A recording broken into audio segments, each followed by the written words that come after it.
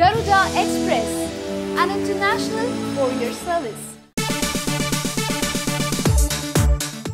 సెలబ్రిటీలకు ఒక్కోసారి ఒక్కో అంశంపై ప్రేమ పుట్టుకొచ్చేస్తూ ఉంటుంది.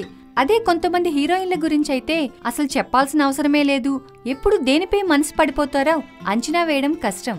ఇప్పుడు మెగాస్టార్ చిరు పక్కన నటించిన ఓ హీరోయిన్ పరిస్థితి అలాగే ఉంది. పాలిటిక్స్ లోకి వెళ్లక ముందు మెగాస్టార్ చిరంజీవి నటించిన ఆఖరి చిత్రం శంకర్ దాదా జిందాబాద్.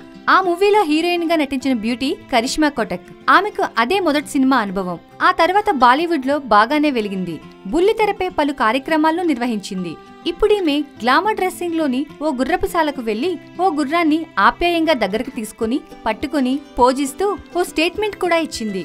ఉబర్ ను మర్చిపోతా నేను, ఇక నుంచి ప్రయాణాల కోసం కొత్త విధానంగా గుర్రాన్ని ఉపయోగిస్తా అంటూ చెప్పింది. టాక్సీలు వద్దు, గుర్రాల ముద్దు అంటూ చిలక పలుకులు పలుకుతోంది కరిష్మా కోటక్. మళ్లీ మాట్లాడుతూ అఫ్కోర్స్ టాక్సీలు వద్దంటోంది కానీ సొంత కార్ను మాత్రం కాదులే అంటూ మాట మార్చింది. జనాలకు బాగా కనెక్ట్ అవ్వాలంటే ఇలాంటి స్టేట్మెంట్స్ ఇవ్వాలని బాగా తెలుసుకుందట Karishma Kotak. Hi yoyo viewers, subscribe చేసేటప్పుడు అక్కడ ఉండే గంట సింబల్ ను ప్రెస్ చేయడం మర్చిపోవద్దు.